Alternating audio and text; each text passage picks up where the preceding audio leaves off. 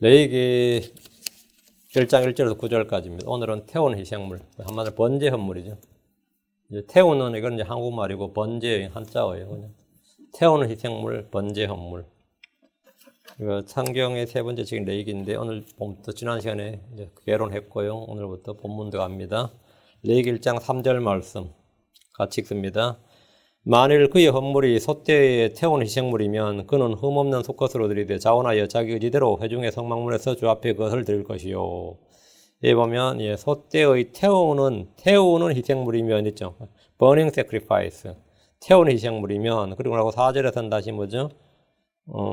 이제 burnt offering에서 번제 헌물의 머리에 번제 헌물의 머리에 안수할지니 이렇게 돼 있죠. 번제 헌물, 태운 희생물 같은 말인데 하나는 한국말로 하나는 이제 한자어로 이렇게 쓴 거예요. 태운 희생물, 번제 헌물. 성경의 세 번째 책인 레위기 주제는 이제 거룩입니다. 하나님께서 내가 거룩하니 너희도 거룩하라 이 말씀을 성경에서 8번 말씀하셨는데 그 중에 5번이 레위기에 나옵니다. 레위기 11장 44절, 45절, 19장 2절, 20장 7절, 26절 이렇게 5번 나오는데 오늘은 본문을 한번 시작해 봅시다. 잠깐 기도하고 시작합니다. 위대하고 거룩한 주 하나님, 이 말씀에 기름 부어 주시옵소서. 이것은 모든 혼들에게 레위기가 어려운 책, 딱딱한 책, 부담스러운 책이 아니라 쉽고 재미있고 즐겁고 또 주께서 저에게 주시는 교훈과 또 진리가 넘쳐나는 그런 책이 되도록 도와주시고, 아버지 오늘 레위기를 언제든지 펼쳐서 읽고 거기서 주님 주시는 교훈과 공개와 배움을 얻도록 또 경고를 얻도록 도우시길 간구합니다. 전능하신 주 하나님께서 지혜와 계시형을 저에게 주셔서 이 교회의 모든 성도들이 레위기를 기쁨으로 대할 수 있도록 도와주십시오. 말씀을 선포할 때 주의 영께서 함께해 주시고 또 깊은 감동과 은혜가 또 능력이 겸하여 임하기를 원합니다. 감사드리며 주의 성기도 합니다. 아멘. 거룩하신 하나님께서 거룩해야 될 것을 말씀해 주셨는데 첫째가 거룩한 백성. 너희는 거룩하라 했죠. 너희도 거룩한, 너희도 하는 백성이죠, 백성. 첫 번째는 거룩한 백성, holy people입니다. 너희도 거룩하는 말씀대로 하나님의 백성은 거룩해야 되고, 둘째는 거룩한 땅입니다. Holy land, Holy land. 주께서 주신 땅은 거룩합니다. 이 땅은 주의 백성들이 주의 법을 지키며 사는 땅으로 지구상의 모든 지역과 모든 땅과 구별된 땅입니다. 왜? 주의 법을 가지고 거룩한 백성이 거주하는 땅이니까 당연히 Holy land가 되는 거죠. 거룩한 땅. 우리가 디즈니랜드는 가면서 Holy land를 모른다 이러면 안 됩니다. Holy land, 거룩한 땅. 왜 거룩한 땅이냐? 주의 백성, 주께서 거주하시는, 주께서 함께 하시는 백성들이 사는 땅이고 주의 법이 집행되는 땅. 이 세상 유일하게 주의 법이 집행되는 땅. 그래서 주의 법을 지키며 사는 땅이니까 이제 거룩한 땅. 셋째는 거룩한 집, 거룩한 전입니다. 성전이죠. 주께서 만들라고 하신 성막과 성전은 지구상의 모든 건축물과 구별되는 거룩한 집입니다. 이 건물은 주를 경배하기 위해서 건축된 구별된 집입니다. 거룩한 백성, 거룩한 땅, 거룩한 전 이겁니다. 이 시에서는 하나님께서 거룩하다고 하신 것으로 더럽히거나 부정하게 하면 그에 따른 징계와 심판이 있습니다. 크리스천은 거룩한 백성, 거룩한 제사장입니다. 우리 몸은 주의 영이 거하는 거룩한 전, 거룩한 집입니다. 그렇죠? 우리는 음행이나 죄와 불법으로 자신을 더럽혀서는 안 됩니다. 베드로전서 1장 15절, 16절에 오직 너희를 부르신 분께서 거룩하신 것 같이 너희도 온갖 종류의 행실에서 거룩할지니라. 기록된 바 내가 거룩하니 너희도 거룩하라 하셨느니라. 주께서 우리의 행실이 거룩할 것을 명령하셨는데 이는 세상과 죄와 마귀를 대적하고 육신의 정욕에 따라 살지 말라는 겁니다. 우리는 악을 삼가해야 할 뿐 아니라 all appearance of evil, 악의 어떤 모양, 모든 악의 모양을 피해야 됩니다.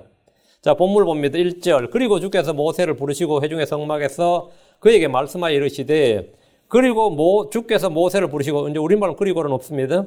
그리고 주께서 모세를 부르시고 회중의 성막에서 그에게 말씀하여 이르시되, 레위기 1장을 보면 and the Lord 이렇게 하죠. and the Lord called unto Moses. 우리말에 and를 우리말 성경에는 지금 and를 번역해서 모두 생략해 버렸는데 1장을 보면 1장 4절, 5절, 6절, 7절, 8절, 10절, 11절, 12절, 14, 15, 16절 전부 다 뭐죠? and 17절까지 and 이렇게 나오죠. 매 절마다 and가 나오죠. and가 없는 것은 10절, 13절인데 10절과 13절은 but, 그러나 이렇게 접속사가 있습니다. 광야에서 주님 이스라엘의 온 집에게 주의 구름이 성막 위에 있는 것을 보여주셨고 밤에는 불이 그들 위에 있었고 낮에는 구름이 그들의 모든 여정을 인도했습니다. 그리고 주께서 모세를 부르셨습니다. 그리고 주께서 모세를 부르셨다. 그게 바로 레위기 1장 1절 시작이에요. 그 출애굽기 마지막 부분에 어떻게 되죠? 이는 이스라엘 온 집이 자기들의 모든 여정을 통해 낮에는 주의 구름이 성막 위에 있고 밤에는 불이 그 위에 있음을 보았기 때문이었더라. 그 성막 위에 뭐가 있어요? 낮에는 구름, 낮에는 주의 구름, 밤에는 불이죠. 그 성막 위에 낮에는 그 백성들을 다 봐요. 매일 봐. 매일 보는데 보고 있습니다. 그리고 주께서 모세를 부르셨더라. 그리고 주께서 모세를 부르셨더라. 그럼 백성들은 주께서 모세를 부른 걸 들어요, 못 들어요? 듣죠. 듣고 보는 거죠. 그리고 주께서 모세를 부르셨더라 이 말이에요. 그리고란 접속하게 있어야 됩니다. 그리고 주께서 모세를 부르셨습니다. 주께서 모세를 부르셨다 이 말. And the Lord called unto Moses. 모세를 부르셨다 이 말은 성경에 4번 나옵니다. 하나님은 불타는 떨기나무에서 모세를 부르셨고 시내산에서 모세를 부르셨고 구름 가운데서 모세를 부르셨습니다. 그리고 지금 본문 회중의 성막에서 모세를 부르셨습니다. 이게 성경에 4번 나오는데 하나님께서 불타는 떨기나무에서 모세를 부르시고 그에게 이집트로 가라 이렇게 사역을 주셨죠. 미션을 주셨습니다. 하나님께서 시내산에 친히 강림하셔서 내려오신 후에 모세를 부르셔서 그에게 돌판을 주셨습니다. 율법을 주셨죠. 그리고 구름 가운데서 모세를 부르셔서 그에게 성소를 제작하도록 모세에게 하늘들에 있는 것들의 모형들을 보여주었습니다. 모세를 부르셔서 산에서 뭘 보였다고요? 하늘들에 있는 것들의 모형을 보여주었어요. 그게 성막이에요. 사도행전 7장 44절에 광야에서 우리 조상들에게 증거의 성막이 있었는데 이것은 그분께서 모세에게 말씀하시며 정하여 주사 그가 직접 본 양식대로 만들게 하신 것이라. 그가 직접 본 양식대로. 모세는 산에서 들은 게 아니라 성막의 모형을 본 거죠. 직접 봤어요. 성막은 하나님께서 모세에게 말씀하시고 정해 주신 것입니다. 그 모세는 산에서 직접 본 양식대로 성막을 만들었습니다. 그리고 회중의 성막에서 그를 부르셔서 이번 출애굽기 레위기 1장 1절 4번째 부르시면 뭐냐? 회중의 성막에서 모세를 부르셔서 뭐였다? 헌물과 희생물에 대해서 말씀해 주셨습니다. 이스라엘 백성들이 지켜야 될, 이스라엘 백성들이 바쳐야 될, 드려야 할, 주께 드려야 할 헌물과 희생물에 대해서 말씀해 주셨다. 주님께서 모세를 4번 부르셨는데 4번 아주 중요한 것이 있는 거죠. 첫 번째는 이집트로 가라 해서 내 백성을 구출하라. 이 미션을 주셨고 두 번째는 돌판 율법을 주셨고 세 번째는 성막의 모형을 보여주시고 성막을 제작하게 하셨고 네 번째는 왜 부르셔? 성막을 부르셔서 희생제물을 어떻게 드려야 되는지 무엇을 어떻게 드려야 되는지를 지금 말씀해 주셨습니다. 레위기는 거룩한 백성이 거룩한 주님께 드려야 할 희생물에 관한 법을 계시해 주시는 것으로 시작이 됩니다. 그리고 레위 제사장들이 해야 할 직무를 말씀해 주었습니다. 제사장의 직무는 백성들의 주의 율법을 가르치고 재판을 담당하고 나병을 감별하는 등 해야 할 일이 여러 있지만 가장 중요한 것은 죄들로 인해 예물과 희생물을 드린 겁니다. 히브리서 5장 1절에 사람들 가운데서 취한 대제사장마다 하나님께 속한 일들에서 사람들을 위하여 임명을 받나니 이것은 그가 죄들로 인해 예물과 희생물을 드리게 하려 함이니라. 이것은 제사장이 왜 임명을 받는다는 거죠? 그가 죄들로 인해 예물과 희생물을 드리게 하려 함이니라. 예물과 희생물 드리는 것, 이게 제사장의 제일 큰 사역이죠. 하나님 이스라엘 자손 가운데서 처음 난 모든 자 대신 레위 사람들을 취하셨습니다. 이스라엘의 처음 난 가축의 첫 새끼들 대신에 레위 사람들의 가축을 취하셨습니다. 민수기 3장 41절에 나는 주니라 너는 나를 위하여 이스라엘 자손 가운데서 처음 난 모든 자 대신 레위 사람들을 취하고 또 이스라엘 자손의 가축 가운데서 모든 첫 새끼 대신 레위 사람들의 가축을 취하라 했습니다. 레위 사람들을 취하고 레위 사람의 가축을 취하고 레위 사람이 이스라엘 모든 백성들의 대속 구속자죠. 레위 지파는 제사장 지파로 선별되었을 뿐 아니라 이스라엘을 대속하는 지파가 된 겁니다. 모세는 레위 지파입니다. 아론 역시 레위 지파입니다. 레위 지파의 모든 사람이 다 제사장은 아니지만 모든 제사장은 다 레위 지파였습니다. 이것을 레위 제사장 체계 이렇게 말합니다. 다시 1절. 그리고 주께서 모세를 부르셨더라. 주님은 회중의 성막에서 모세를 부르셨습니다. 하늘에서 부르신 게 아니에요. 구름 가운데 부른 것도 아니고 신의 산에서 부른 것도 아니고 이번엔 회중의 성막에서 불렀다고. 회중의 성막에서. 주께서 하늘에서 모세를 부르신 것이 아닙니다. 꿈속에서 불러 계시한 것도 아니고 환상 중에 부르신 것도 아닙니다. 그리고 주께서 모세를 부르시고 어디서 불렀습니까? 주와 모세가 만나는 곳, 주님과 모세가 함께 대하는 곳이 어디입니까? 출애굽기 25장 21절 22절 너는 긍휼의 자리를 궤위에 두고 내가 내게 줄 증언을 궤 속에 넣을지니라. 거기서 내가 너와 만나고 거기서 내가 너와 만나고 긍휼의 자리 위 곧 증언계 위에 있는 두 그룹 사이에서 너와 대화하되 내가 이스라엘 자손을 위해 내게 명령으로 줄 모든 것에 관하여 대화하리라. 주님이 여기서 모세를 불러서 만나 거기서 내가 너와 만나고 긍휼의 자리 위 곧 증언계 위에 있는 두 그룹 사이에서 너와 대화하되 모세는 여기서 주님을 만나고 여기서 대화한다 이거예요. 주님은 저 하늘이 아니라 땅에 있는 성막의 언약궤 위에 있는 두 그룹 사이에서 모세를 불러 거기서 모세와 대화했고 이스라엘 자손을 위해 명령을 줄 모든 것에 관해서 대화를 했습니다. 대화했다 이거예요. 주를 찾는 자는 다 진영 밖에 있던 회중의 성막으로 나갔습니다. 모세가 성막으로 나갈 때는 온 백성이 일어나서 저마다 자기 장막 문에 서서 모세가 성막에 들어갈 때까지 그를 바라보았습니다.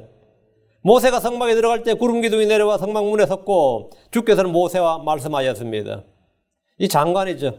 모세가 성막문도 쫙 들어가려면 구름 기둥이 내려와서 성막문에 딱 섰단 말이에요. 복색 백성들 다 그 광경을 보는 거예요. 아주 놀라운 장면이죠. 백성들은 그 모습을 보면 일어나서 자기 장막에서 경배했습니다. 그 모습을 모세가 이제 성막문 들어갈 때 구름 위에서 착 내려와 딱 서면 그때 이제 백성들은 서 있어 그 장면을 보고는 그냥 그쪽으로 이제 주님께 경배를 했어요. 주께서는 모세를 불러 친구처럼 얼굴을 마주대하여 말씀하셨습니다. 출애굽기 33장 11절에 주께서는 마치 사람이 자기 친구와 이야기하듯 모세와 얼굴을 마주대하여 말씀하시니라. 이게 뭐냐면 대화예요. 모든 것에 관하여 대화했다 이거예요. 주께서 모세를 불러서 말씀하시고 이 대화에서 이 대화록 주께서 모세를 불러 대화한 대화록이 뭐냐? 지금 우리가 읽고 있는 이 모세오경입니다. 이게 바로 주님과 모세의 대화예요. 주님과 모세의 뭐라고? 다이얼로그, 대화록이. 성막에서 주님이 모세를 부르신 것은 헌물을 드리는 법, 희생제물을 드리는 것에 대한 계시를 이스라엘 백성들이 주시기 위해서 부르셨습니다. 2절. 이스라엘 자손에게 말하고 그들에게 이르거라. 너희 중에 누가 주께 헌물을 가져오려거든 너희는 가축에서 곧 소떼나 양과 염소떼에서 너희 헌물을 가져올지니라. 자, 이스라엘 자손에게 말하고 그들에게 이르라. 그러니까 백성들 중에서 나는 헌물을 드리고 싶어요. 이런다는 거예요. 누구든지 너희 중에 누가 주께 헌물을 가져오려거든 너희는 가축에서 그 소떼나 양과 염소떼에서 너희 헌물을 가져올지니라. 그러니까 이스라엘 자손에게 말하고 그들에게 이르라 했으니까 주께서 모세를 부르신 것은 백성들이 해줄 말씀, 명령을 모세를 통해 전달하기 위해서입니다. 이전 시대에 주께서는 대언자들을 통해서 다양한 방식으로 말씀하셨습니다. 이 마지막 날들에는 자신의 아들을 통하여 우리에게 말씀하십니다. 주께서 모세에게 말씀하시며 모세는 주께 받은 말씀을 이스라엘 자손에게 말했습니다. 모세는 하나님과 백성들 사이의 중재자였습니다. 모세는 대언자였습니다. 그런 백성들의 사정을 주께 가져가 아뢰었고 주의 말씀을 받아서 백성들에게 전해주었습니다. 이스라엘 자손에게 말하고 그들에게 이르라. 말하고 이르라. 그렇죠?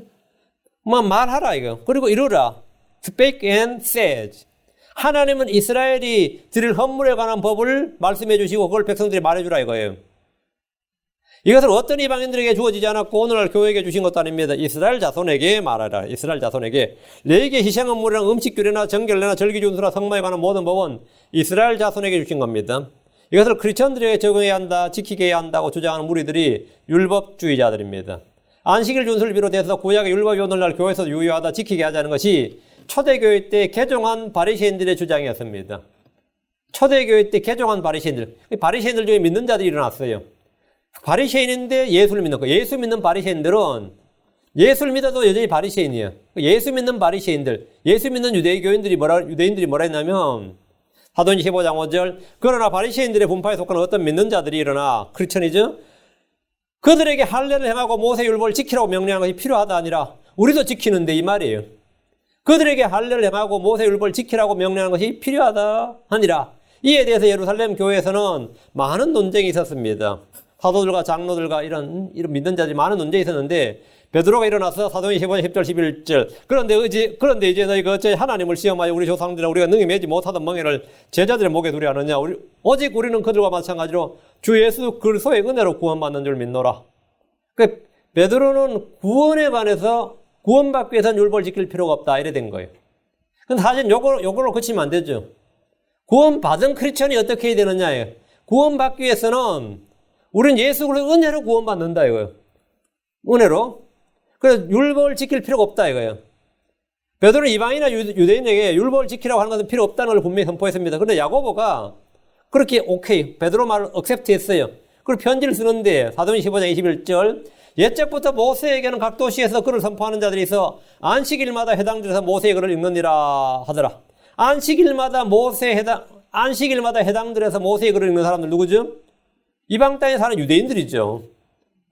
이방 땅에 사는 유대인들인데 그러니까 이방 땅에 사는 유대인 크리스천들은 안식일에 어디 갔겠어요? 교회 갔어요? 회당 갔죠.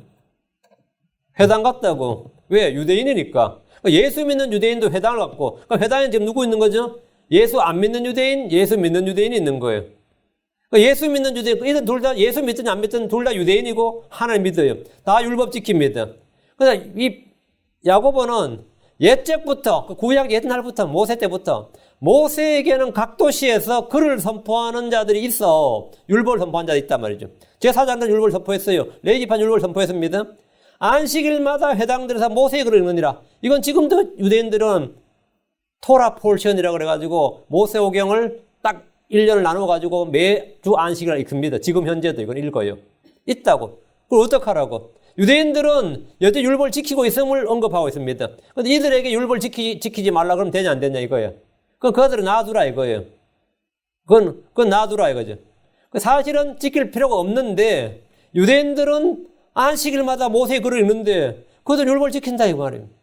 자기들도 초대교회 예루살렘에서 야고보가 의장이었어요. 목사였다고. 바울 사도가 돌아보니까 그들은 뭐라고요? 다 믿는 자 율법에도 열심이다 이거예요. 믿는 자 수천 있는데 다 그들은 율법 열심이다. 율법 지켰다 이거예요. 초대교회 예루살렘에 있는 유대인이나 이방 땅의 유대인들은 여전히 율법을 지키고 있었습니다. 율법을 지키고 있었어요. 예수를 믿든지 믿지 않든지 관계없이 유대인들은 여전히 안식일과 월삭과 절기 준수와 음식규를 준수하고 있었고 매주 회당에서 모세의 글을 읽고 있어요. 그때는 신약 성경이 없었습니다. 그럼 모세의 글을 읽고 있다 이거예요. 예루살렘에 있는 유대인들은 그리스도를 믿은 후에도 할례를 받았고 성전 가서 성전 경배했고 성전 가서 헌물을 드렸고 희생물 바쳤고 모세의 글을 읽었고 지금 레위기의 규례대로 행했습니다. 주께서 모세에게 백성들에게 할 말을 주셨는데 헌물에 관한 법입니다. 2절 너희 중에 누가 주께 헌물을 가져오려거든 너희는 가축에서 곧 소떼나 양과 염소떼에서 너희 헌물을 가져올지니라. 이것은 번제 헌물에 관한 법입니다. 주께 바칠 헌물로 소와 양이나 염소 중에 헌물을 가져오라고 하신 겁니다. 낙타나 돼지나 노새 말 등은 헌물로 사용할 수 없습니다. 번제 헌물로 사용되는 동물은 소와 양과 염소 그리고 조류 중에서는 비둘기입니다. 율법이 주어지기도 전에 믿음의 사람들은 주께 헌물을 가져와 드렸습니다. 가인과 아벨은 주께 헌물을 드렸습니다. 가인의 헌물은 땅의 열매 중에서 취했는데 그는 주께서 정한 헌물이 아니라 자기가 의미대로 자기 마음대로 자기가 정한 헌물을 드렸습니다. 아벨은 첫 번째 대언자로서 주께서 받으신 헌물이 무엇인지 사람이 주께 드려야 하는 희생물이 무엇인지를 알려주었고 보여주었음에도 불구하고 자기가 직접 양의 첫 어린 양을 드려서 주님께서 자신과 자신이 드린 헌물을 주님께서 받으시는 걸 가인에게 보여줬어요. 그죠? 직접 보여줬음에도 불구하고 가인은 여전히 자기 방식대로 자기가 원하는 걸 주께 드렸습니다. 그는 믿음으로 드린 대신에 자기 의를 내세웠습니다. 사람들은 자기들이 원하는 것 정한 대로 주께 헌물 드리려 하지만 주님은 이스라엘 백성이 자기 생각대로 자기가 원하는 대로 자기가 정한 대로가 아니라 하나님이 지정해 주신 대로 하나님이 정하신 법대로 드리게 하셨습니다. 그래서 주께 자기 마음대로 정해서 드리면 안 된다 이거예요. 소떼나 양과 염소떼에서 헌물을 가져오라. 그리고 사정이 안 되는 사람들은 산비둘기나 집비둘기에서 취해서 가져와야 됩니다. 노아는 방주에서 나온 후에 정결한 날짐 등 중에서 취해 제단에 번제물을 드렸습니다. 아브라함 역시 제단을 닦고 번제물을 드렸습니다. 이삭과 야곱도 모두 주께 제단을 쌓았습니다. 다 번제물 드린 거예요. 주님은 모세에게 백성들이 드려야 할 헌물을 말씀해 주셨는데 소와 양과 염소와 비둘기는 각기 영적 의미가 있습니다. 소는 일꾼, 종을 예표하는 짐승입니다. 소는 주인의 뜻을 따라 평생 일을 하고 죽어가는 자기 몸을 주인에게 줍니다. 죽어가는 자기 몸을 주인에게 줘요. 소는 버릴 게 없다 그래. 속꼬리까지 막 꼬리곰탕으로 들어보셨죠? 뼈는 뼈대로 사골 국물 우가 먹고 말이죠. 뼈는 버릴 게 없다 그래요. 뼈, 소뿔까지도 다 이게 약재로 쓰입니다. 예수님은 주 하나님의 종으로서 신실하게 일하셨고 죽기까지 순종하셨습니다. 살아서 죽도록 일하고 죽어서 자기네 또 몸을 다 갖다 바치는 거죠. 이게 소예요. 소는 예수님의 종된 모습을 보여줍니다. 예수님께서는 죽기가 신실하게 일하시고 죽기까지 순종하셨고 죽음으로 자신의 몸을 향기로운 헌물로 하나님께 드리셨어요. 소는 예수님의 종된 모습입니다. 양은 어린 양 예수 그리스도란 말대로 순종과 복종의 전형입니다. 양은 털 깎는 자 앞에서 잠잠합니다. 아주 독특한 짐승이에요. 모든 짐승들이 죽음의 위기에 처하면 막 발악을 하고 삐떼고 막 도망치고 막 여기저기 자해를 하고 막 대가리 받고 막 난리도 아니거든요. 눈이 막 휘둥그레 돌아가고 막 그래요. 눈이 막 그냥 막 눈이 흰자에 돌아가고 막 그렇습니다. 왜? 두려워서. 도살당할 때 발버둥 치거나 죽기 싫어서 도망다니거나 치받거나, 이리저리 막 미치지 않는 잠잠하고 고요히 자신의 죽음을 받아들이는 짐승이 하나 있는데 그게 양이에요. 희한한 짐승이죠. 예수 그리스도께서 바로 그렇게 잠잠하게 자신의 죽음, 십자가에서 죽임을 당한 예수님을 가장 잘 보여주는 동물입니다. 그래서 전에 어떤 간수의 간증을 듣는데 그 장로님이에요. 간수가 장로님인데 그 사형수들 사형시킬 때 그 막 그렇게 평소에 성경 읽고 뭐 어떤 뭐 불경 읽고 자기 나름대로 인격 수련하는 사형수들이 있다 이거예요. 근데 사형 집행날 되면 막 발을 뻗ing이고 뭐 난리도 아니다 이거죠. 근데 진짜 크리스천들은 그냥 잠잠히 간다 이거. 진짜 크리스천들은 잠잠히 하고 마지막 할 말 있습니까? 그러면 그냥 자기가 지은 죄에 대해서 회개하고 이제 주를 만나러 간다며 그렇게 죽는데, 그렇지 않은 사람들은 전부 다 막 그렇게 발버둥을 치고 막 버티시고 막 두려움에서 떨고 그런다 이거죠. 양은 뭐라고요? 순종과 복종의 전. 특히 뭐에서? 죽음 앞에서. 예. 크리스천들은 죽을 때 간증을 남겨요. 평안히 죽든지 즐거워하며 죽든지 웃으며 죽든지 하여튼 그렇게 온화하게 죽습니다. 근데 죽을 때 막 허공을 막 잡고 막 이런 사람 있거든요. 그런 사람 보면 막 그런 사람들은 막 죽을 때 막 두려워서 어쩔 줄 모르는 사람이세요. 다 구원 안 받은 사람들이에요. 다음 염소는 뭐냐? 죄인의 전형입니다. 예수님은 범죄자들 중에 하나로 계시되었습니다. 그분 우리의 죄와 저주가 되셨습니다. 비둘기는 성결과 단일함, 화평을 상징하는 동물로 세상에서 널리 알려져 있는 세상에서 평화의 상징한 비둘기죠. 성경에서 비둘기는 같은 의미입니다. 세상의 많은 상징들이 성경에서 차용된 것들입니다. 비둘기는 가난한 자들이 드린 희생물이었습니다. 예수님은 순결하셨고 가난하셨습니다. 3절 레위기 1장 3절 만일 그의 헌물이 속죄에 태운 희생물이면 그는 흠없는 수컷으로 드리되 자원하여 자기 의지대로 회중의 성막문에서 주 앞에서 그것을 드릴 것이요. 먼저 헌물의 성격에 따라 나누면 향기를 따라 두 가지로 나눠요. 향기로운 헌물, 향기가 안 나는, 향기로운 냄새가 나는 헌물과 그렇지 않는 헌물입니다. 번제 헌물, 음식 헌물, 화평 헌물은 향기로운 냄새의 헌물입니다. 주님께서 그 향기를 맡으시는 거예요.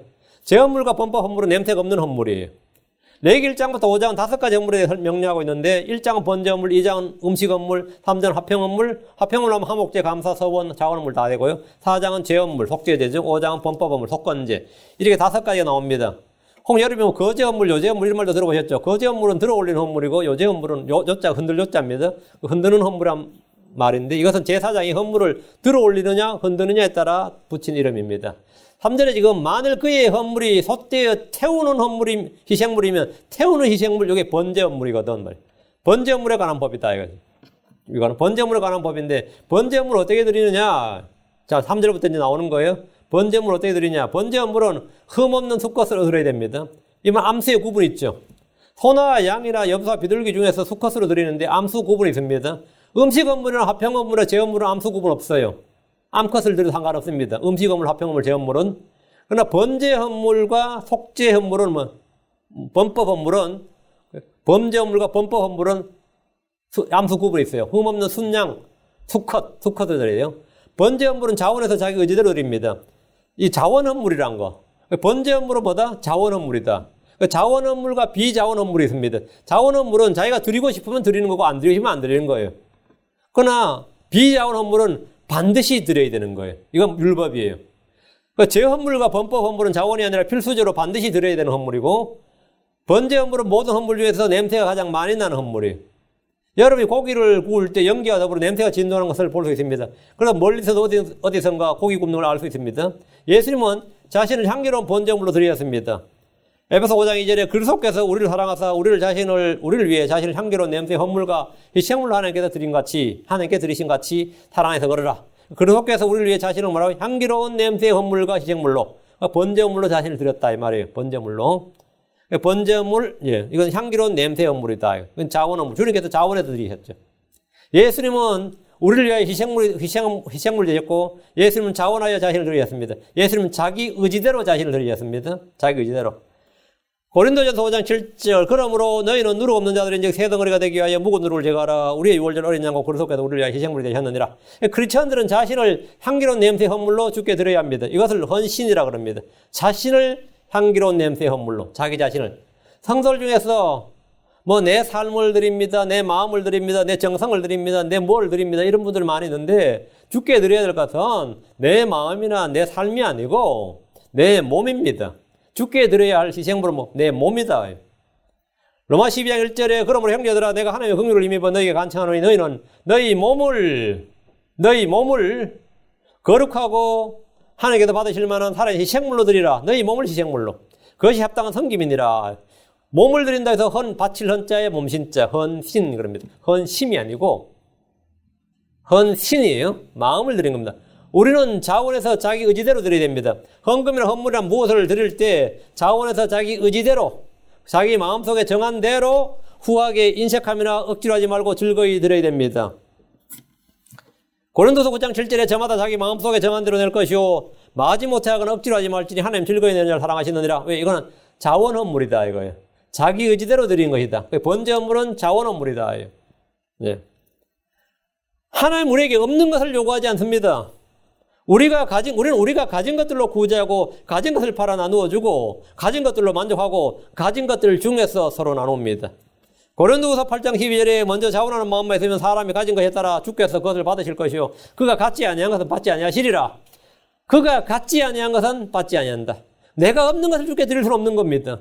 내가 빚내서 주께 드린 건 없어. 그런 건 없어요. 한국교회에서는 이 많이 드리는 것을 강조하다 보니까 성도들이 무거운 짐을 지우는데 율법 아래서도 자원에서 가진 것들 중에서 헌물을 바쳤습니다. 자원에서 가진 것 중에서 자기 의지대로 바쳤어요. 가진 것들 중에서.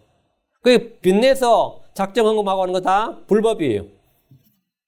성도들은 돈이 없어도 누구나 자신을 주께 드릴 수 있습니다.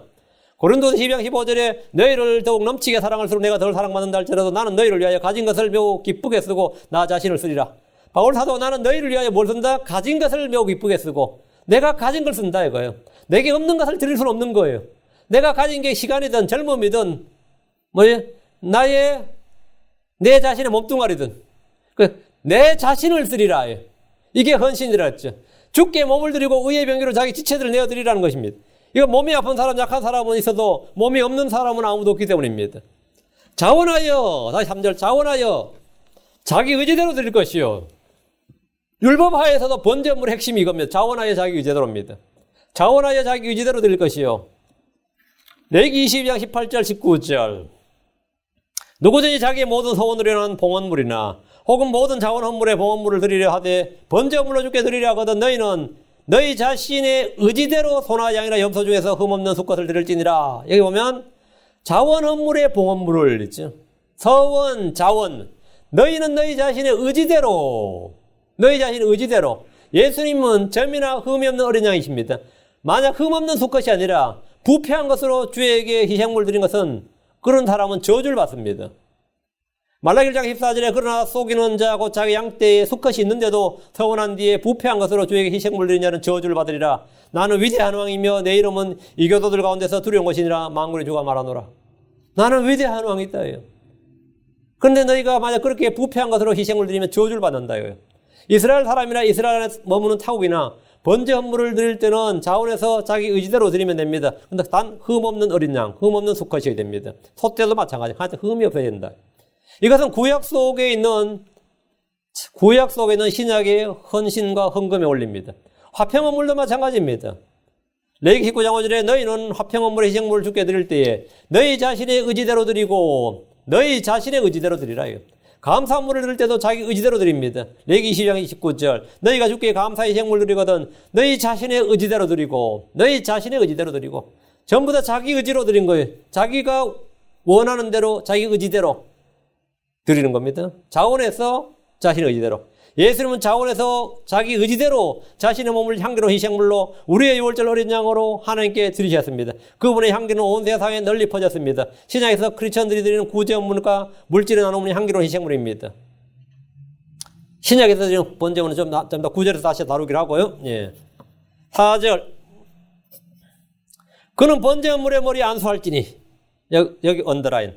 그는 번제물의 머리에 안수할지니. 자, 자기가 소나 양떼를 가져왔어요. 그죠? 소나 양이나 염소나 가서 수컷을 가져왔는데 번제 헌물용으로 가져왔다면 이건 자원에서 자기 의지대로 한 겁니다. 제사장이 가져오라고 명한 거 아니에요. 자기가 가져온 거예요. 그는 번제 헌물의 머리에 안수할지니. 안수할지니 뜻은 뭐죠? 손을 얹을지니 이 말이에요. 손을 얹을지니.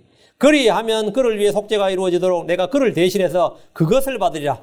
내가 그를 대신해서 뭘 받는다? 그가 드린 번제물, 그것을 헌물을 받으리라. 희생물을 받으리라. 그를 대신해서 이게 뭐죠? 속죄, 예, 대신 속죄. 예, 이게 바로 뭐냐면 속죄제예요. 그리하면 그를 위해 속죄가 이루어지도록 내가 그를 대신해서 그것을 받으리라. 대신해서. 이게 대속이란 말이죠. 이 구절에 첫 번째 주목할 것은 그는 번제물의 머리에 안수할지니 안수할지니 손 얹을지니 있는데 누가 안수합니까? 누가 안수해요? 제사장이 안수합니까? 대제사장이요? 제사장이요? 레위지파가 합니까? 안수 누가 해요? 사제가 해요? 목사가 합니까? 예, 그가 안수할지니. 번제물을 가지고 온 사람이 안수하는 겁니다. 내가 번제물을 가져왔으면 내가 가져온 번제물에 내가 안수하는 거예요. 번제 헌물을 자원해서 자기 의지대로 드리는 사람이 그 헌물 위에 자기 손을 얹습니다. 성막이나 성전에는 대제사장이나 제사장이나 대언자나 레위 사람들 중에 누가 손을 대신 얹는 것은 불법입니다. 그거는 무효이 아니에요. 번제 헌물에 손을 얹는 사람은 헌물을 드리는 사람입니다. 이게 뭔 말이냐. 예. 대신 속죄는 없다 이거죠. 누가 대신 믿어줄 수는 없어요. 대신 헌물을 드려줄 수가 없다고. 누가 대신 헌물을 드려줄 수가 없어요. 내가 이웃을 사랑한다 해서 이웃을 대신해서 내가 속죄 헌물을 드려줄 수는 없고 번제 헌물을 드려줄 수는 없어요. 그 사람이 자기가 자기 손을 얹어야 돼. 한국에 안수복음이란 말 들어보셔야 돼요. 안수복음은 거짓복음으로 미혹하는 교회가 하나 있습니다. 침례자 요한이 예수님에게 안수함으로 인류의 죄가 예수님의 전가되었다는 교리를 가르치는데 요한은 예수님에게 침례를 줬지 안수를 준 적이 없습니다. 그럼에도 요한이 침례를 주면서 물로 침례를 주면서 머리에 손을 얹었을 것이다. 머리에 손을 닿았을 것이라는 추측으로 안수했다고 주장하면 물론 추측이죠. 요한은 수백 명, 수천 명의 사람들이 침례를 줬는데 그럼 그 사람들 수백, 수천 명에게 전부 다 안수한 거예요? 침례 주고 안수한 겁니까? 말이 안 되는 소리죠. 요한이 나를 대신해서 안수합니까? 안수하면 안 되지. 요한이 나를 대신해서 안수하면 큰일 나죠. 내가 해야지, 내가. 안수는 당사자가 직접 해야 됩니다. 그는 번제 헌물의 머리에 안수할지니. 레위기 3장 2절. 그는 자기 헌물의 머리에 안수하고. 레위기 3장 8절 오른쪽에 봅니다. 한 장 넘겨서. 그는 자기 헌물의 머리에 안수하고. 3장 13절. 그는 자기 헌물의 머리에 안수하라. 반복해서 나오는 말이 뭐죠? 그는 자기 헌물의 머리에 안수. 자기 헌물의 머리. 자기가 가져온 헌물에 자기가 안수한다고요. 제 헌물도 마찬가지입니다. 레위기 4장 24절. 그 염소의 머리에 안수하고 주 앞에서 그들이 번제 헌물을 잡는 곳에서 그것을 잡을지니 그것은 제 헌물이니라. 그 염소의 머리에 누가 안수해요? 그가 안수하는 거예요. 안수는 희생물을 드리는 사람이 그 헌물 위에 하는 것이지 누가 대신할 수가 없습니다. 대신해서도 안 되고 할 수도 없습니다. 침례자 요한은 사람들에게 회개물로 침례를 주었지만 그 누구를 대신해서 안수할 수 없습니다.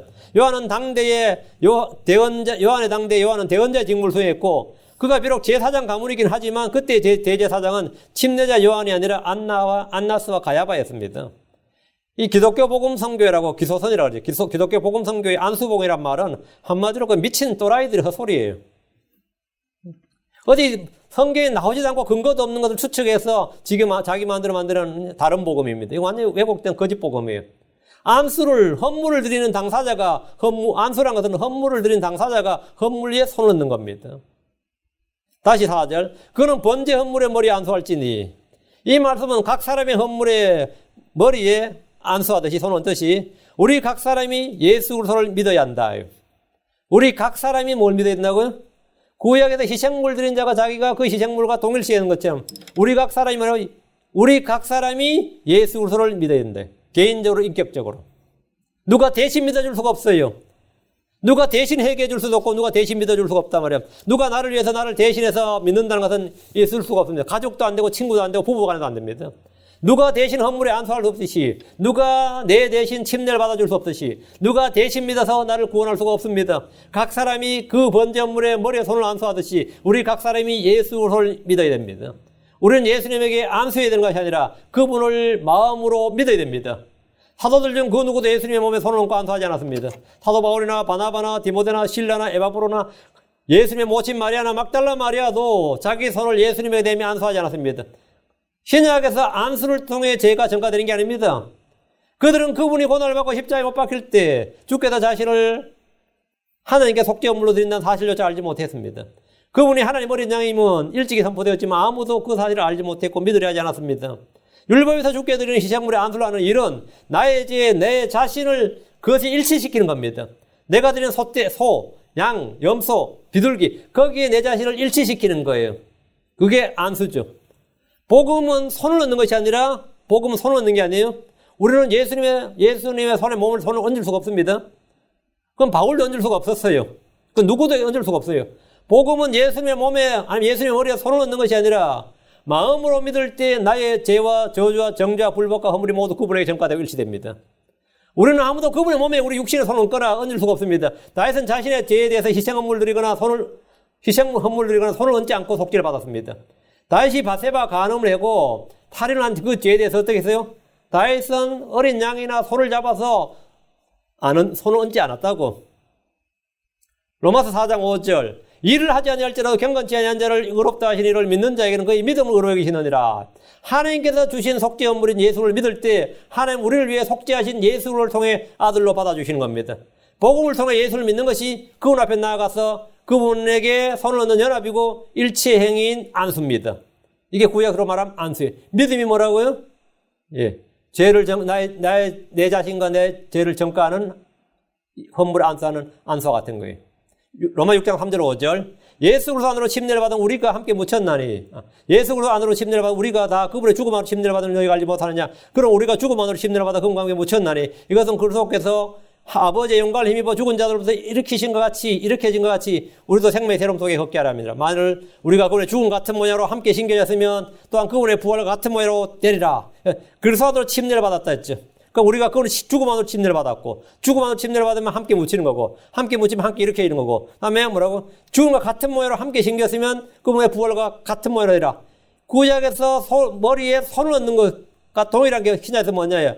믿음을 통해 우리의 죄가 범법, 허물이 모두 예수의 죽음 안으로 옮겨지고 우리 자신의 옛사람이다 뭐라고요? 예수의 죽음 안으로 옮겨집니다.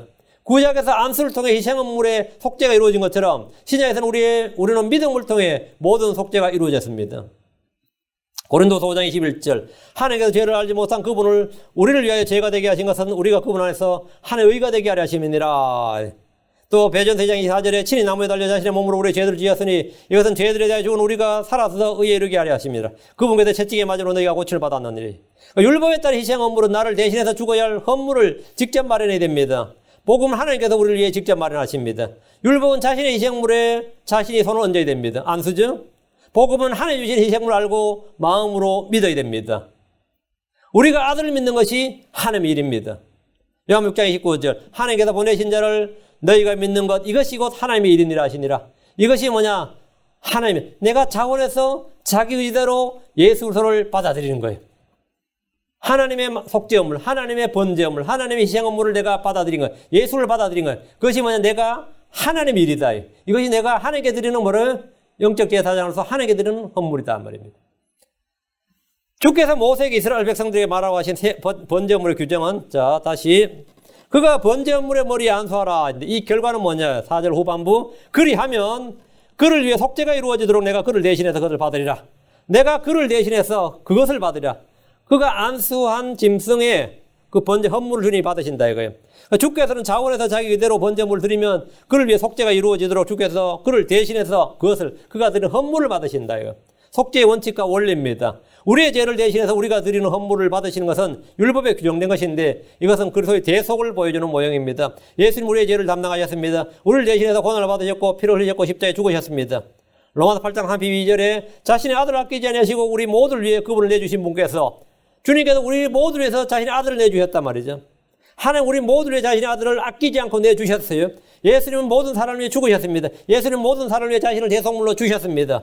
디모데전서 2장 6절에 그분께서 정하신 때에 증언을 받기 위해 모든 사람을 위한 대속물로 자신을 주셨느니라. 주님께 주셨어요. 유대인들은 빌라도의 손을 빌어 하나님 어린 양 예수 그리스도를 6월절에 잡았습니다. 죽였어요. 예수님은 그들을 위해 죽으셨고 하나님의 속죄가 이루어지도록 우리를 대신해서 예수님을 받으셨습니다. 예수를 받으셨어요? 그 베드로전 3장 18절 그리스도께서도 죄들로 인하여 한번 고난을 받아서 의로운 자로서 불의한 자를 대신하셨으니 이것은 그분께서 육체 안에서 죽임을 당하셨을 때 성령으로 말미암아 살아나셔서 우리를 하나님께로 데려가려 하심이니라. 그래서 하나님은 주 예수님을 받으셨다. 육체 안에서 죽임을 당하셨다. 우리를 대신해서 의로운 자로서 불의한 자를 대신했다. 우리 모두를 대신해서 자신을 들이셨다는 거죠. 주님이 그렇게 해서 속죄가 이루어지도록 하는 거예요. 5절 다시 레위기 1장 5절 그는 주 앞에서 그 수소를 잡을 것이요 아론의 아들들인 제사장 그 피를 가져다가 회중의 성막 문 옆에 있는 제단 위에 돌아가며 뿌릴 것이며 자 이제 수소를 잡습니다. 여러분 수소가 아무리 작아도 그럼 몇백 킬로예요. 그죠? 기본적으로 보통 3년 된 수소를 잡는데 그럼 적은 게 덩치가 적지가 않습니다. 거기서 피를 쏟으면 피가 얼마나 나올 것 같아요? 한 달 안에 나오지. 몇 갤런은 나오죠. 그 피를 가져다가 회중의 성막 문 옆에 있는 제단 위에 돌아가며 뿌리라는데 제단 위에 돌아가며 뿌리면 이거 뭐 공포 영화지. 한번 생각해 봐요. 그 많은 피를 그 제단 위에 돌아가며 뿌리면 어떻게 될 것 같아요?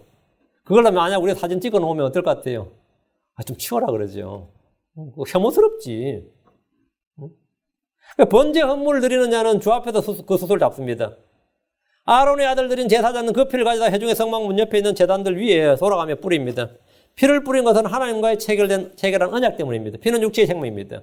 피는 혼을 속죄하게 주신 것입니다. 피로서 모든 것이 정결하게 됩니다. 피 흘림 없이는 죄 사함이 없습니다. 히브리서 9장 22절에 율법에 따라 거의 모든 것이 피로서 깨끗하게 되나니 피 흘림이 없은즉 사면이 없느니라. 아론의 아들들인 제사장들이 제단 위에 돌아가며 피를 뿌린 장면을 한번 생각해 보십시오. 수소의 몸에서 쏟아져 나오는 그 피의 양이 적지 않습니다. 제단 위에 그 피를 돌아가며 뿌리면 제단이 5큐빗 5큐빗이잖아요. 그렇게 큰 것도 아니다 말이죠. 완전히 범벅되는 거죠, 피로.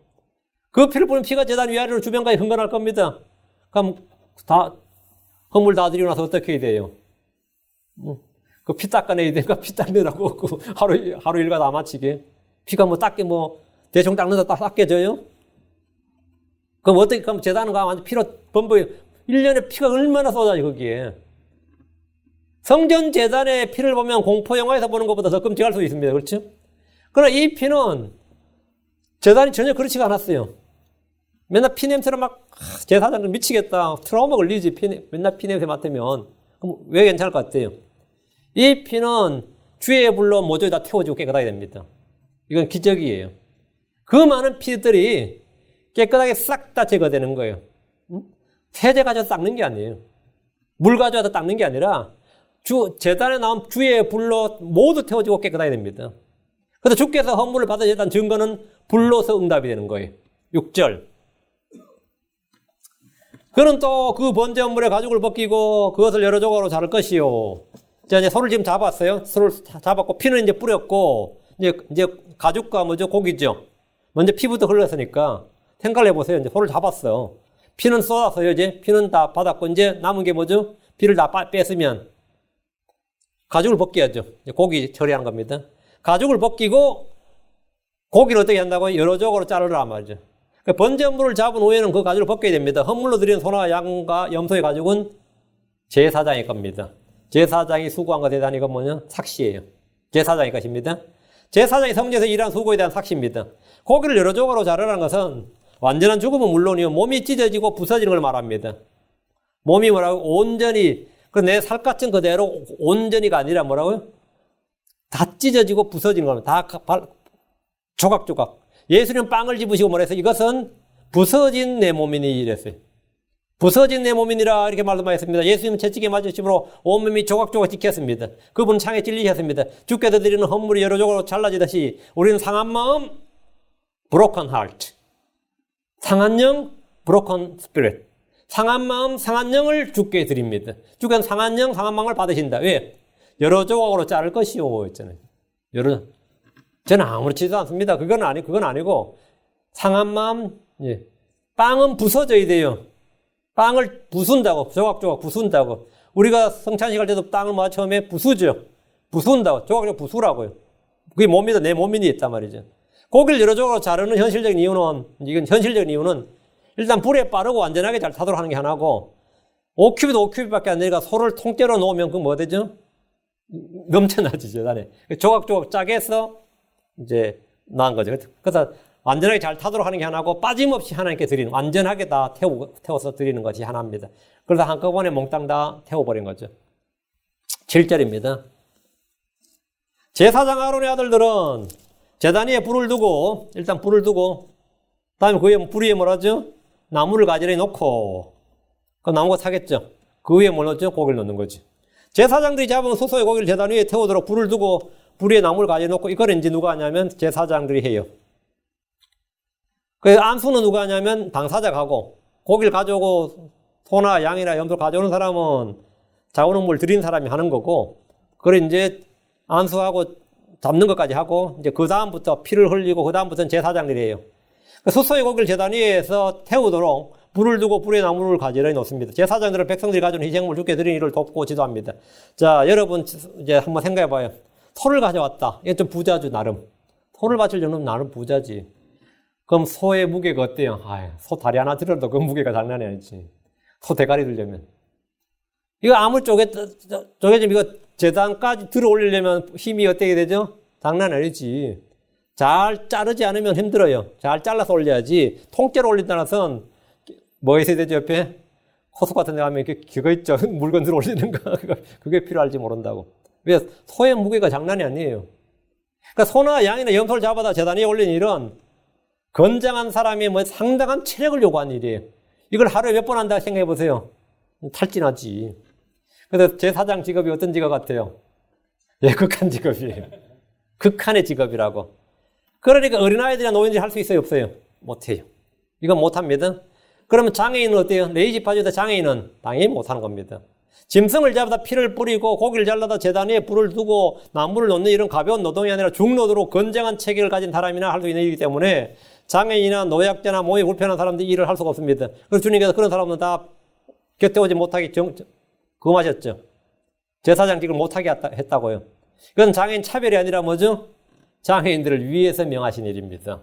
왜? 장애인은 뭐 다리를 절거나 팔이 아픈데 그걸 한다는 건 말이 안 되죠. 이건 상당한 체력을 요구하는 일이에요.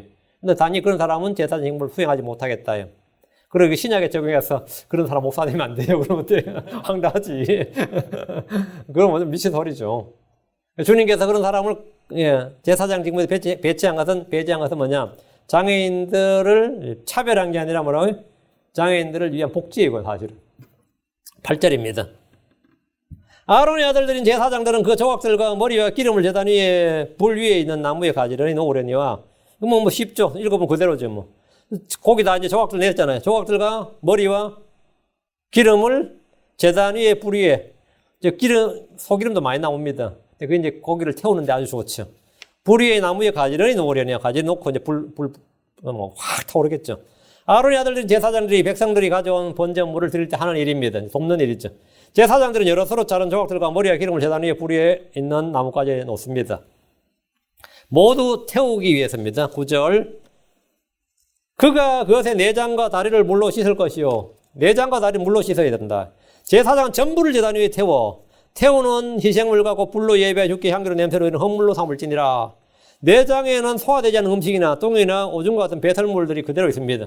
그냥 소를 잡으면 당연히 내장이 거기 다 있죠. 그러니까 물로 깨끗이 씻어야 됩니다. 오물들이 있으니까. 다리를 물로 씻으라는 것은 다리가 땅에 접촉하는 부위이기 때문에 성결을 위해서 내장과 다리는 언제나 물로 씻어야 한다는 것은 성결에 관한 것인데 성경에 여러 번 반복됩니다. 내장과 다리 하면 물로 씻어라. 그리고 제사장은 전부를 제단 위에서 태웠습니다. 일부가 아니라 전부를 다 태워야 됩니다. 소나 양이나 염소가 제단 위에서 불에 탈 때 그 냄새는 성막이나 주변에 진동했을 겁니다. 여러분이 고깃집을 지나갈 때 어때요? 고깃집을 지나갈 때 고기 굽는 냄새를 맡을 수 있습니다. 여러분이 비치길로 가다가도 고기 냄새 맡을 수 있을 겁니다. 그 식당들이 많이 있어가지고. 응? 집에서 바베큐를 할 때 고기 굽는 냄새를 맡을 수 있죠. 냄새 좋아요, 싫어요? 어떤 사람 좋다고 어떤 사람 역겹다고 그러겠지. 그렇죠. 9번에 불로 예배하여 주께의 향기로운 냄새로 드린 헌물. 이건 사람에 드린 게 아닙니다. 주께의 향기로운 냄새로 드린 헌물이니라. 이랬는데 이 냄새는 주께서 맡으시는 겁니다. 창세기 8장 21절에 노아가 제단에서 번제물을 드렸을 때 주님 그 냄새를 맡으셨다고 그랬어요. 창세기 8장 21절에 주께서 향기로운 냄새를 맡으시고 주께서 마음속으로 이르시되 내가 다시는 사람을 위하여 땅을 또 저주하지 아니하리니 이는 사람이 마음에서 상상하는 바가 어려서부터 악하기 때문이라. 내가 다시는 전에 행한 같이 모든 행물을 또 치지 아니하리리. 주님께서 이렇게 안 하겠다고. 그 주께서 뭘 맡으셨다? 향기로운 냄새를 맡으시고 노아가 드리는 번제물을 번제를 나는 냄새, 그걸 향기로운 냄새를 맡았다. 향기로운 냄새 이랬어요. 그러니까 하나님은 번제물을 드리는 번제물로 드리는 이 냄새를 향기로운 냄새라고 한 겁니다. 번제물은 주께 고기를 드리는 것이 아니라 향기로운 냄새, 번제물을 태워서 주께 그 냄새를 드리는 겁니다. 냄새를 드리는 건물인데 저도 뭐 직접 장을 잡아서 번제물 태워본 적 없으니까 한 3년 된 소소를 잡아서 고기를 태우면, 잘라서 태우면 몇 시간 정도 살 것 같아요. 아마 고기 기름까지 하면 통째로 바베큐 하려면 몇 시간 걸릴 수 있어도 번제 그 제단에 나오는 불이 강력한 불이면 주의 불이다 말이죠. 그 불로 태우면 아마 그렇게 오래 안 걸릴 겁니다. 그냥 굉장히 빠른 속도로 탈 거예요. 굉장히 단시간에 아마 전소 완전히 다 타버릴 겁니다. 그래 타면서 냄새가 확 나는 거죠. 그래야 하루에 몇 번 번제물 드릴 사람이 많이 있으면 몇 번 한 거지. 뭐 태우는데 한 3시간, 4시간 걸려버리면 하루에 몇 개나 드리겠어요. 별로 못하지. 근데 이제는 이제 불이 강력한 이제 주의 제단에 나오는 강력한 불로 냄새를 이제 고기를 확 태우는 거예요. 그래서 어쨌든 간에 예. 번제물은 주께 고기를 드린 것이 아니다. 뭘 드린다? 향기로운 냄새를 드리는 헌물이다. 주 예수님 우리를 위해 향기로운 냄새의 향기를 드리셨습니다. 우리 역시 그리스도의 향기를 풍겨야 됩니다. 고린도서 2장 14절에 항상 우리를 그리스도 안에 승리하게 하시고 우리를 통해 모든 곳에서 그분을 아는 냄새를 풍기게 하시는 하나님께 이제 감사하노라. 보면 그분을 아는 냄새를 풍기게 하시는 하나님. 우리는 그리스도의 향기를 풍겨야 된다. 생명의 냄새, 향기로운 냄새. 우리가 우리 자신을 주께 헌물로 드릴 때 냄새를 풍기게 하신다. 우리가 주께 드린 향기로운 냄새, 첫째 우리 자신의 몸입니다. 고린도서 2장 15절 우리는 구원받은 자들 가운데서나 멸망하는 자들 가운데서나 하늘을 향한 그리스도의 향기로운 냄새니라. 우리가 향기로운 냄새다. 그리스도의 몸은 크리스천들은 자신을 산제물로 살아있는 희생물로 하게 드리면 우리 자신이 뭐라고요? 살아있는 희생물이 향기로운 냄새다. 둘째, 우리가 드린 기도입니다. 기도가 번제물이에요. 향입니다. 향기로운 냄새. 그런 계시록 5장 8절 그분께서 그 책을 취하심에 내 짐승과 24장로가 저마다 하포와 향이 가득한 금명들을 가지고 어린 양 앞에 엎드렸는데 이 향은 성도들의 기도라. 향이 뭐라고요? 성도들의 기도라. 그 향은 성도들의 기도다. 계시록 8장 3절 4절도 마찬가지 말씀. 우리가 드릴 수 있는 향기로운 냄새 헌물은 기도. 셋째, 우리가 드리는 구제와 헌물입니다. 우리의 구제 헌물, 빌립보 4장 18절. 오직 내게는 모든 것이 있고 또 풍부하니라. 에바고로 디도편에 내가 너희가 보낸 것들을 받았으므로 내가 풍족한데 이것은 달콤한 냄새 향기요 받으실 만한 희생물이며 하나님을 매우 기쁘게 한 것이니라. 우리는 영적 제사장으로서 영적 희생물을 드려야 됩니다. 주께 향기로운 냄새 헌물을 늘 드리도록 해야 됩니다. 거기 우리가 그리스도 제사장, 영적 제사장, 거룩한 제사장, 하나님 제사장 이렇게 불린 이유입니다. 우리는 영적 희생물을 드린 제사장이다. 우리는 소나 양을 잡지 않습니다. 그러나 우리 자신의 몸을 살아있는 희생물로 다음에 기도 양을 늘 드려야 되고 다음에 구제와 헌물을 하나님께 영적 희생물 주님께 찬양, 감사, 기도 이런 것 그리고 선을 행하는 것과 나누어 주는 걸 잊지 말라. 이것이 바로 주님께 드리는 향기로운 헌물. 하나님께 받으시는 하나님께서 향기로운 냄새를 맡으신다. 향기로운 냄새를 맡으신다. 이것이 바로 레위기 1장 1절에서 9절까지 나오는 태우는 희생 헌물. 다음 편에 계속하겠습니다. 오늘은 여기까지 기도합니다. 위대하시고 거룩하신 주 하나님 감사합니다. 하나님께서 은혜 복을 주시고 주의 영을 충만케 해주셔서 이 레위기 공부를 시작했는데 저희 교회 모든 성도들이 기쁨과 즐거움으로 동참하게 하시고 또 말씀을 또 즐겁게 또 은혜롭게 잘 받을도록 도와주시며 말씀 속에 나타난 이 모든 이 일들이 과거에 있었던 그냥 율법의 규례가 아니라 현재 우리에게 미치는 영적인 교훈과 배움과 훈계롭게 하시고 경고를 받게 하시고 이걸 통해서 구약 속에 계시던 하나님의 공의와 하나님의 사랑과 긍휼과 은혜를 맛보아 알게 해주십시오. 감사드리며 주의 성기도합니다. 아멘. 마치겠습니다.